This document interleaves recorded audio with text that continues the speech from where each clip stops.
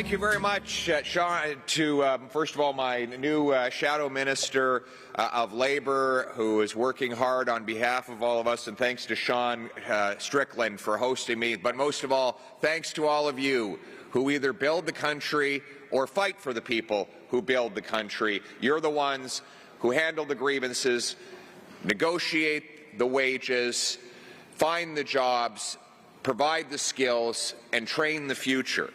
But before I get into my common sense plan to axe the tax, build the homes, fix the budget, and stop the crime, I just want to share some staggering arithmetic. So I checked today the Government of Canada Job Bank for the average median wage for the carpenter, not code. They say it's $30 an hour. But let's say they have a great union local and they've been able to negotiate $40 an hour. $40 an hour, 40 hours a week, 50 weeks a year, works out to $80,000. According to any calculation at online mortgage calculator, to buy the average home in Canada today, you need $142,000. So that arithmetic is very simple. The carpenter who builds the home cannot afford to buy the home. And I saw this not as a statistic, but as a real-life story when I was in a Northern Ontario Tim Hortons last summer and literally met a young carpenter who said he lives in his car because his rent rose faster than his income and he couldn't afford to pay it, and so he's living in a parking lot. That right there summarizes everything that has happened in our economy after 9 years of Justin Trudeau, who is not worth the cost. And I understand Mr. Trudeau was here yesterday and blaming the world for how badly he's performed as Prime Minister. It sounds like it was more of a therapy session than it was a policy presentation.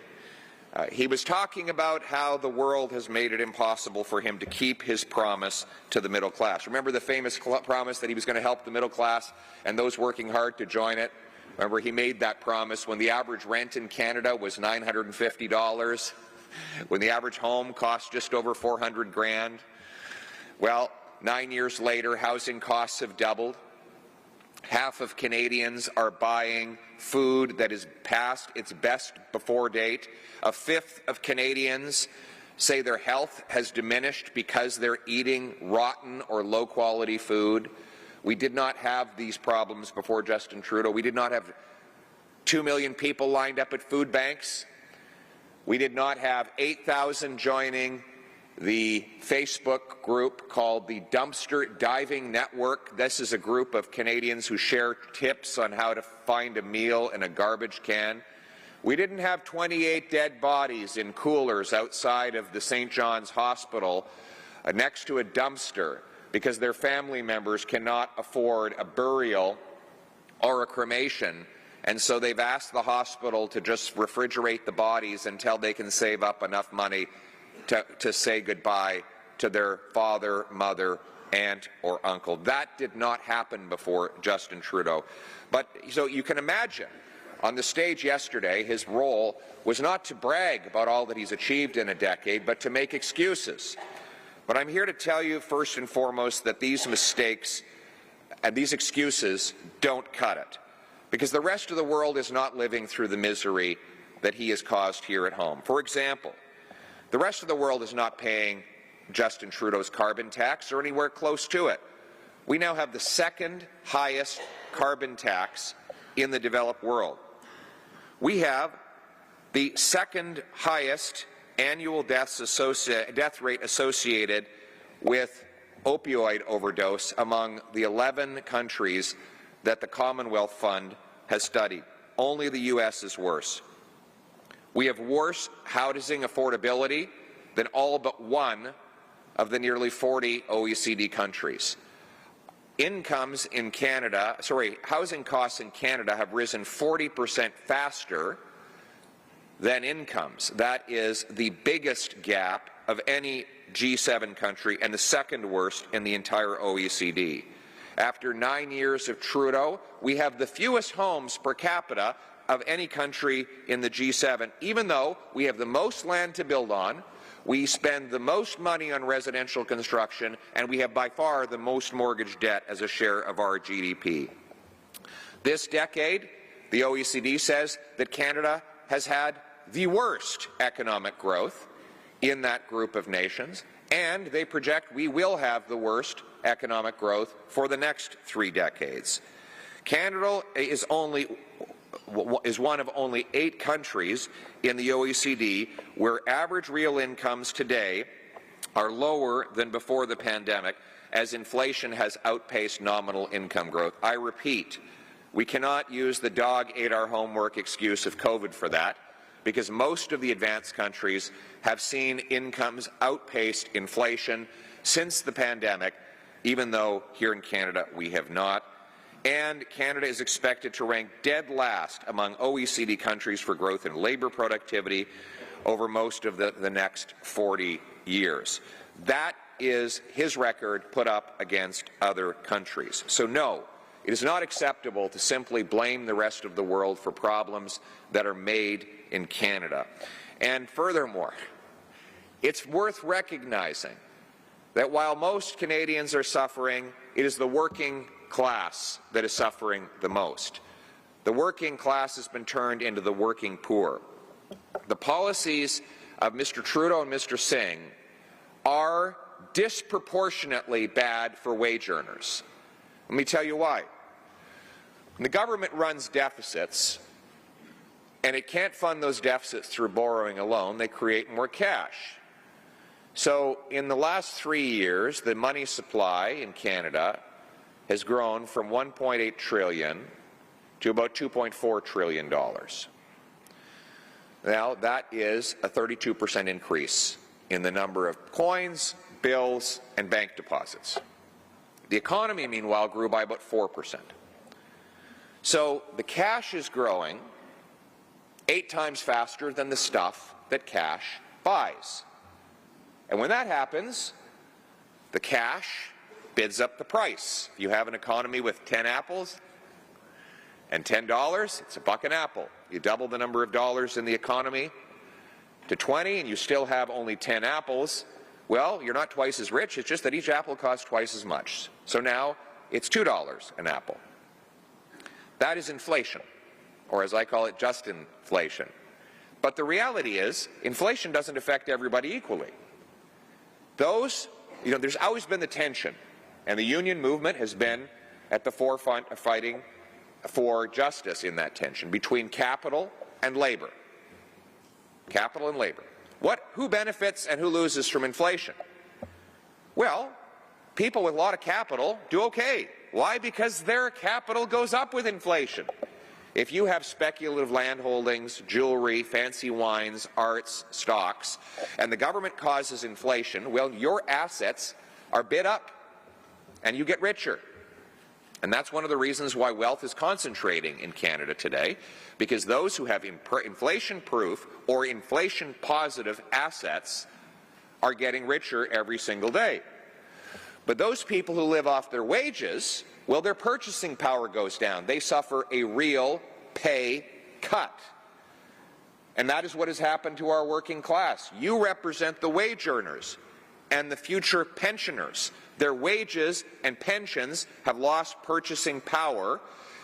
Meanwhile, big government and big business and big capital has gotten rich by the inflationary policies of government. It is a transfer of wealth from the have-nots to the have-yachts. And so, meanwhile, government bureaucracy blocks home building, which bids out housing costs. Again, if you own a mansion on a hill somewhere, your net worth has gone up.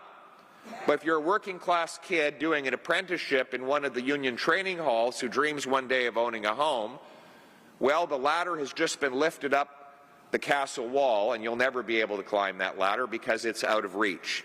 So it is the working poor, the working class, and what was called 9 years ago the middle class, who have suffered the most under NDP and Liberal policies. The good news is, life was not like this before this NDP Liberal government, and it won't be like this after they're gone. We're going to bring home the Canada we know and love with a common-sense plan that will axe the tax, build the homes, fix the budget, and stop the crime. Let me start with axing the tax. Of course, your members are disproportionately harmed by the carbon tax and related policies because they have to drive trucks. It's not possible to, especially in rural and remote communities, and I know you represent many of those communities.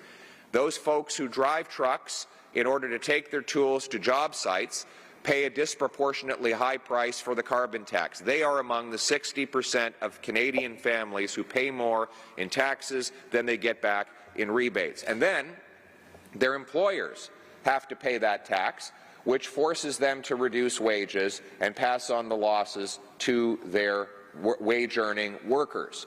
By a common-sense Conservative government will axe the tax to lower the cost of gas, heat, and groceries and ensure that the purchasing power of the working people is enhanced. Further to that point, we will fix the budget. The inflationary spending I described is the result, all the inflation I just described is actually only the symptom. The disease is overspending.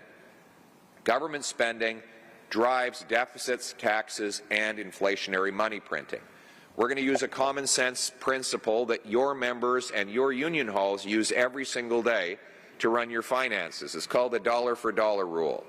My government will legislate a rule that every time we bring in $1 new of spending, we must find $1 of savings to pay for it.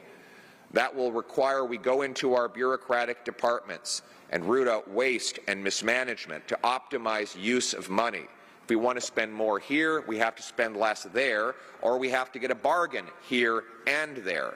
That's how seniors, single moms, and small businesses run their finances. It's how I will run my government. We will obviously get rid of waste like the $35 billion infrastructure bank that doesn't complete infrastructure projects, the $60 million ArriveCan app, the $1 billion so-called Green Fund, 15% of which has already been known to be misappropriated. We'll cut back on foreign aid to dictators, terrorists, and multinational bureaucracies and bring that money home to put it into funding our military. We will optimize the use of our dollars so that we can balance the budget and the money printing and bring down inflation and interest rates. In addition to fixing the budget, we're going to build the homes. You're the ones who will actually build the homes, actually, the truth be told. But we're the ones that need to get out of the way to let you do it.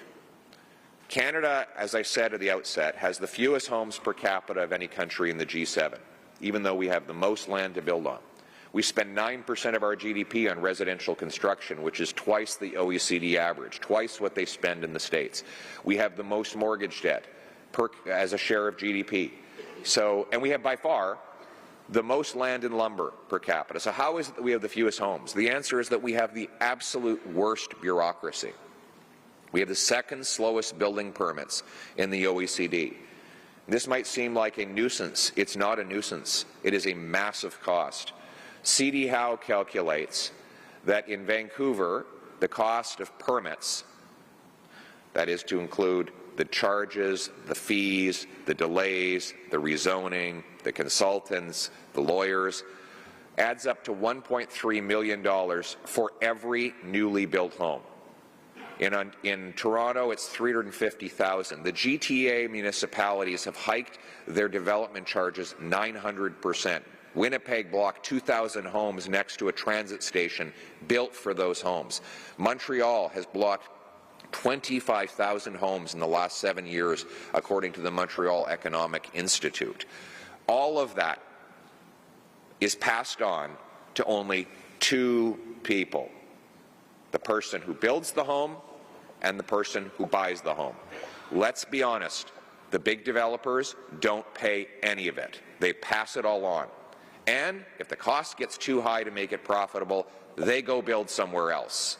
But your members and young working-class homebuyers can't simply move to Florida or Singapore.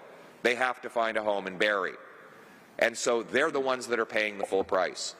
I am no longer going to give federal dollars to local bureaucracies to block home building.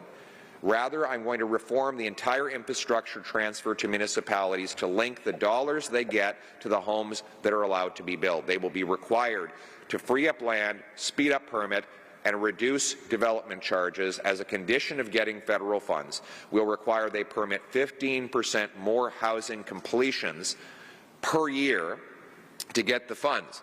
If they beat the target, they'll get a bonus. If they miss the target, they'll pay a fine.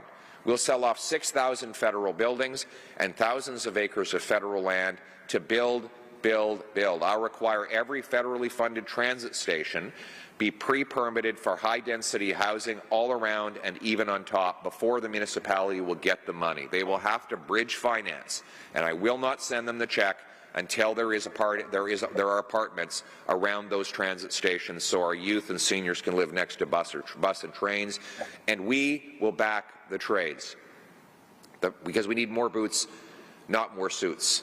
My common sense plan will bring in a full write-off for the cost of food, transportation and accommodation so that your members can move from one job site to another.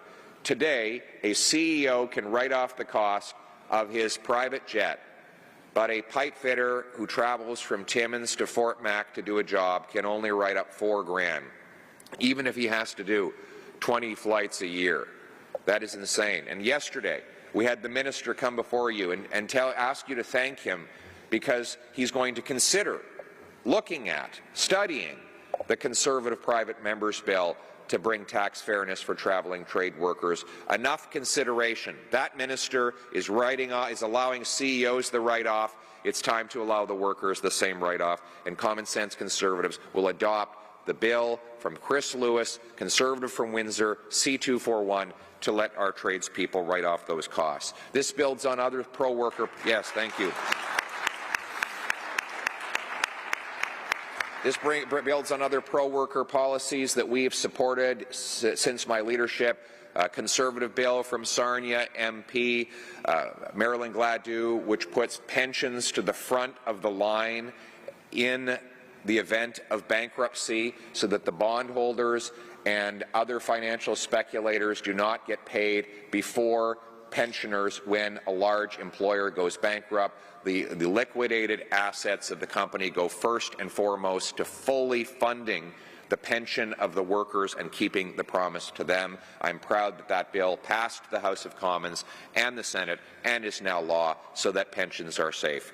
And I know that in this room you already have a lot of your unions run great pension programs, and I congratulate you for investing wisely in your workers' future. We also voted in favor of the anti-scab legislation in recognition that our working people have the right to bargain and fight for wage increases that they need in order to keep up with the galloping inflation that has ripped them off. We will also put an end to the abuse in the temporary foreign worker program.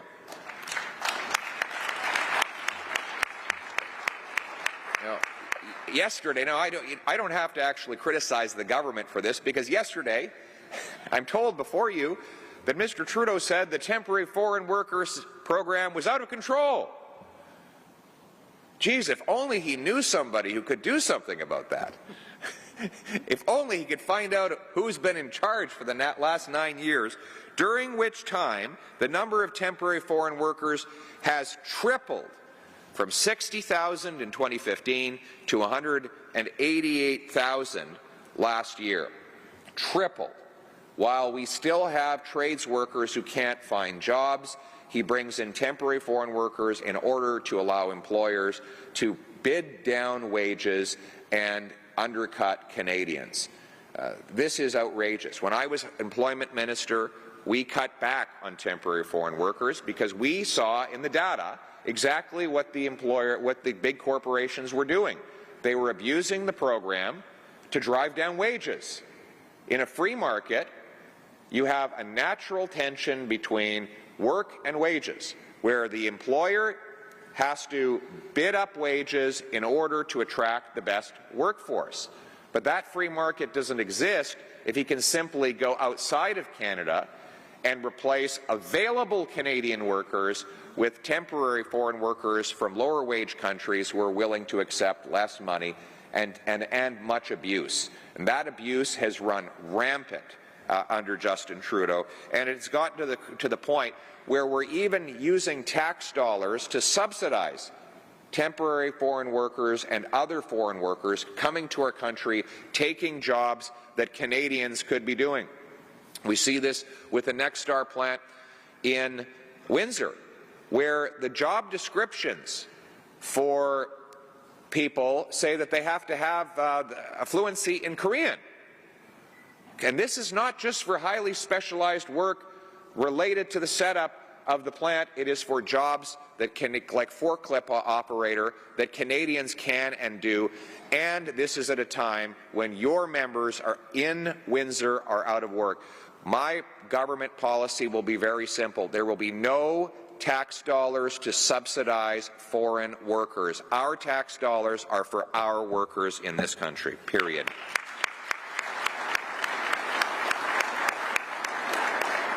I also want to address the larger foreign worker problem that is invisible, and it is the fact that we are importing goods and services from countries that we could be producing here at home.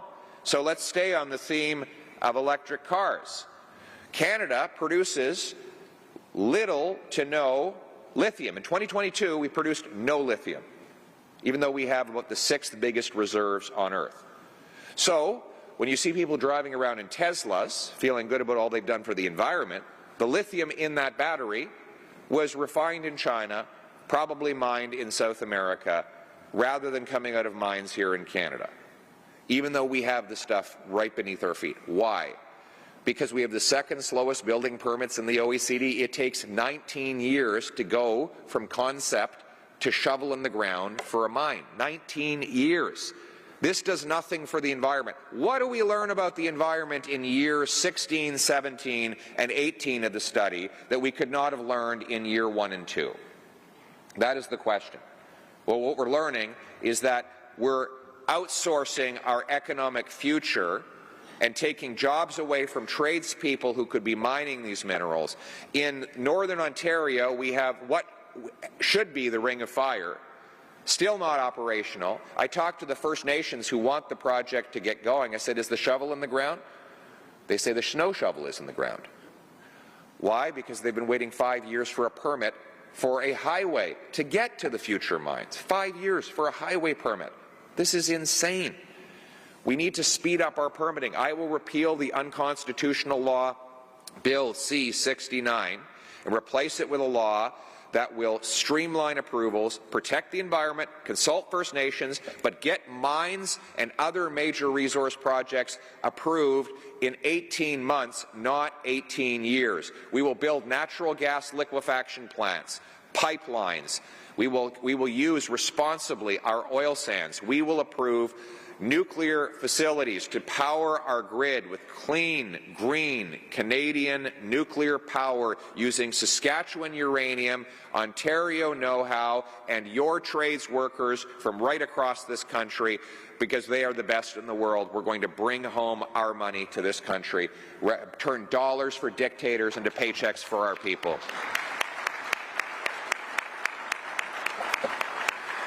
And speaking of bringing home to our country, we want to bring home safety to our communities. Because after 9 years of Justin Trudeau, we have crime, chaos, drugs, and disorder in our streets. We have shooting deaths that are up over 100% in just a decade. And of course, your members are the victims of these crimes.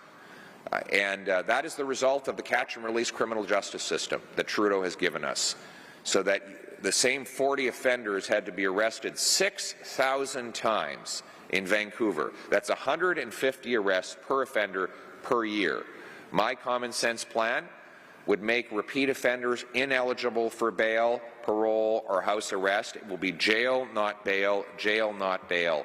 We will bring in treatment and recovery services rather than decriminalized and tax-subsidized hard drugs so that we can bring our loved ones home drug-free. And finally, we will respect your right to lawfully use your firearms. The Prime Minister believes that we need to ban hunting rifles. He wants to ban your hunting rifle. He wants to ban all civilian firearms ownership. Bill C-21 plus 300 pages of hunting rifles that he tried to amend out of existence in that law, and with the support of the NDP, wants to take away the ability of Canadian trades workers to enjoy the outdoors and hunting on the weekends. My friends, I'm interested in protecting Canadians from criminals, not turkeys from hunters. So I will be repealing C-21. I will protect your right to hunt and sport shoot, and I will put the saved money into rebuilding border security and rebuilding the security at our ports to scan the shipping containers so that we can stop criminals from taking stolen cars out and bringing illegal drugs and guns in. That is how we will make our streets safe from illegal firearms. We're going to put you back in charge of your life. You know, yesterday the Labour Minister talked about the pretender versus the real man. Funny, as he supports a guy who was literally an actor as the Prime Minister, someone who pretended he would do great things for the middle class but has now deprived them of home ownership and food, and contrasts this against the so-called real man. Well, if we want to idealize the real man or the real woman, it is not any politician. It is the people you represent, the people who literally build this nation with their hands, the common people. And I want to be your champion. I don't want to run your life. I don't want to decide on your behalf. I don't believe I have any special virtue or wisdom to lord over the population. I want a smaller government with bigger citizens, with free speech so you can decide what you see and say, with economic freedom so your members and the entrepreneurs who employ them keep more of what they earn, where we speed up and lower the cost of getting things done so that you can swing the hammers, turn the wrenches, and use the natural genius and earn skills to build a better life for yourselves and your families. I want to put you back in charge of your life here in Canada, the freest country on earth, built by the common sense of the common people, united for our common home. Your home, my home, our home. Let's bring it home. Thank you very much.